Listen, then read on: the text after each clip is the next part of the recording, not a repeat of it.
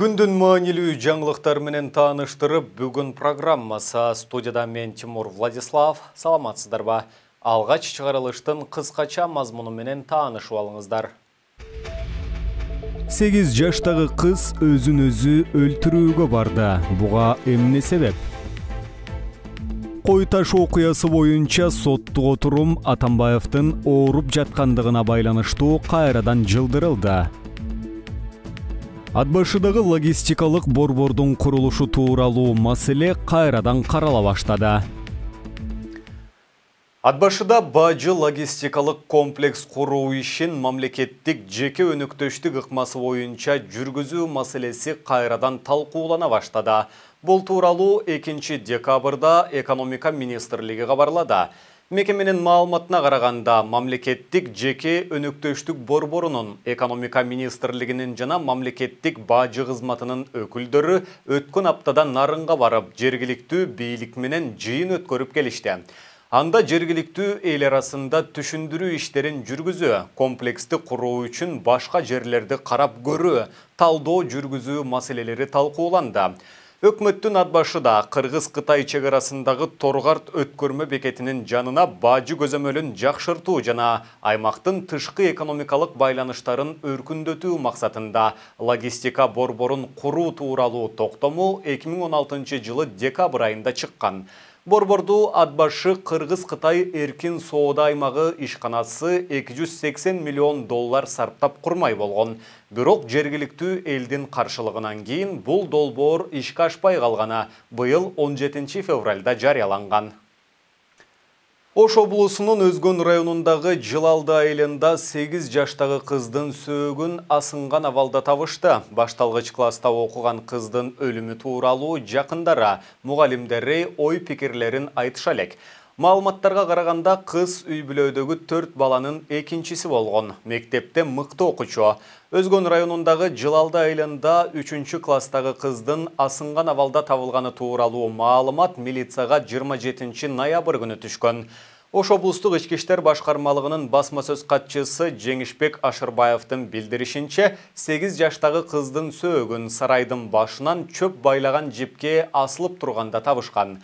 Чоң атасы жума намазынан келгенден кийин малканадагы шатынын кыйшайып калгандыгын көрүп калып, жакындап барган учурда сарайынын чатырында небереси асынып тургандыгын көргөн. Туугандарын, кошуналарын чакырып, алгачкы медициналык жардам көрсөтүүгө аракет кылышкан. Майнап чыкпагандан кийин райондук ооруканага алып барышкан. Ооруканага барган учурда кеч болуп калган. Учурда Ош облустук ички иштер башкармалыгы тарабынан атайын топ түзүлүп, кыз каза болгонго чейин кимдер менен байланышкандыгын тактоо иштери жүрүп жатат. Ашырбаевдин айтуусунда алгачкы териштирүү учурунда туугандары кызыбыз жанын кыйган тасмаларды көп көрчү. Ошол тасмадагы көрүнүштү кайталайм деп, жиптен чыга албай калышы мүмкүн деп божомолдошкон.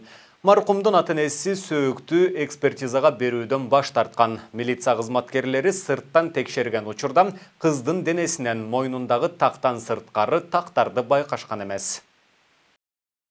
Жогорку кеңештин депутаты Каныбек Иманалиев Конституцияга өзгөртүү киргизүүнү 300 000 жарандын колу топтолсо же президент демилгелесе гана ишке ашыруу мүмкүн экендигин айтып, учурдагы жарым-жартылай бийлик бүтүн Конституцияны кабыл ала албастыгын айтты. Сиз айтып атасыз, бул мамлекеттик эмес деп. Кантип мамлекеттик эмес? Мамлекет башчысы милдетин аткаруучу кол коюп берип атса. Ана сиз айтып атасыз, бул коомдук деп. Коомго чыккан жок да. Коом түскөн жок да. Мунун статусу коомдук да эмес, мамлекеттик да эмес, жана мунун келечеги жок. Себеби 3 тарап тең. Юридикалык кантип биз иштеп жаткан конституцияны бузуп, жаңы конституция кабыл алабыз. Иштеп жаткан конституцияны тебелеп, кантип жаңы конституция кабыл алабыз. Анан эл аралык коомчулук деген бар да. Биз 193 дүйнөдөгү Бириккен Улуттар Уюмунун өлкөлөрү менен кошо дүйнөлүк эл аралык укуктун мүчөсүбүз. Алардан 5 маанилүү уюм. Венеция комиссиясы, Европа Союзу, Норвегия келишим комитети айтты. Азыркы күндө парламенттин моралдык, саясий, юридикалык укугу жок. Президент жарым-жартылай 300 000 кол жок. Демек бүгүн конституцияны демилгелей турган укуктук тарап жок. Эл чечет да. Кызыктуу болуш үчүн эл 80 эмес да, эл 6,5 миллион эл. Бишкек шаарынын 1-май райондук сотунун өндүрүшүндө каралып жаткан Койташ окуясы боюнча соттук отурум мурдагы өлкө башчы Алмазбек Атамбаевдин ооруп жаткандыгына байланыштуу жылдырылды. Бул тууралуу мекеменин маалымат кызматы билдирди. Ага ылайык бүгүнкү соттук отурум 9 декабрь күнгө саат 14:00 жылдырылгандыгы маалымдалат. Башкы прокуратура Койташ окуясы боюнча козголгон ишти тергеп бүтүп, Бишкектин 1-май райондук сотуна өткөрүп берген. Ал эми Алмазбек Атамбаевдин жактоочусу Замир Жошев бүгүнкү процесске Алмазбек Атамбаев менен мурдагы мэр Албек Ибраимов келбей калгандыгына байланыштуу сот отуруму жылдырылгандыгын билдирди. Алмазбек Атамбаевдин ооруп жатканы боюнча колониянын медициналык бөлүмүнөн мөр басылган кат келди. Алмазбек Шаршеновичтин ден соолугунда бир эле эмес, бир нече көйгөйлөр бар экен дейт жактоочу Жошев. Анда 14 адам айыпталууда. Алардын катарында мурдагы президент Алмазбек Атамбаев, Фарид Ниязов, Равшан Жээнбеков, Ирина Карамушкина, Асель Кодураңова, Кундуз Жолдубаева, Канат Сагынбаев, Мейирбек Мискенбаев, Фархат Баабиев, Канат Осмоналиев, Рыспек Карпбек уулу, Марат Шаменов, Ноорус Капарбек уулу жана Асангелди Какибаев бар. Ысык-Көл облусунда ТТ жана ПМ маркаларындагы тапанча, аңчылык куралы жана октор табылды. Бул тууралуу УКМКнын маалымат кызматына таянып барометр билдирет. 27 ноябрда УКМК тарабынан уюшкан кылмыштуулуктун ишмердүүлүгүнө каршы турууга багытталган ыкчам издөө иш-чараларынын жүрүшүндө Ысык-Көл облусунда курал жарактар менен ок-дары сакталган жер табылды. Табылган жерден ТТ жана ПМ маркаларындагы тапанча, аңчылык куралы, кесилген курал, 39 ок-дары жана газ травматикалык тапанчанын 6 огу табылып алынды. Табылып алынган курал жарак жана ок-дарылар тиешелүү экспертизага жөнөтүлөт. Сотко чейинки өндүрүштүк материалдарды Кыргыз Республикасынын кылмыш жаза кодексинин 253 беренесинин 2 бөлүгү курал жарак ок-дарылардын мыйзамсыз жүгүртүлүшү боюнча кылмыштардын жана жоруктардын бирдиктүү реестрине катталды. Учурда УКМК тарабынан ок атуучу куралдарды жана ок-дарыларды мыйзамсыз сактоого тиешеси бар адамдарды аныктоо боюнча ыкчам издөө иш-чаралары жүргүзүлүүдө. Экономикалык кылмыштарга каршы күрөш боюнча мамлекеттик кызматтын Ош шаары боюнча башкармалыгы СТ жоопкерчилиги чектелген коомунун жооптуу адамдарына карата казынадан бөлүнгөн акча каражатын уурдоо фактысы боюнча сотко чейинки териштирүү ишин тергеп жатат. Бул тууралуу 2 декабрда финансы полициясынын басма сөз кызматы билдирди.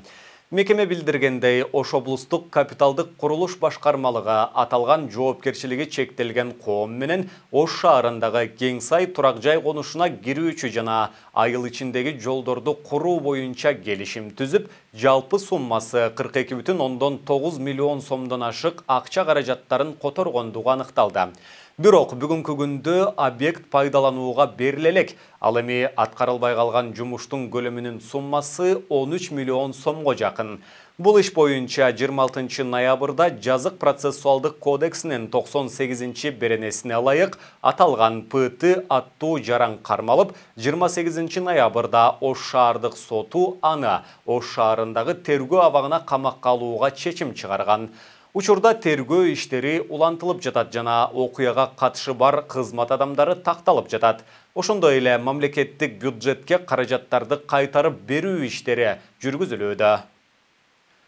Жеке компаниялар жаңы жылдык корпоратив өткөрө турган болсо, бул алардын конституциялык укугу экенин мэрдин милдетин аткаруучу Балбак Төлөбаев Бишкек шаардык кеңешинин жыйынында билдирди.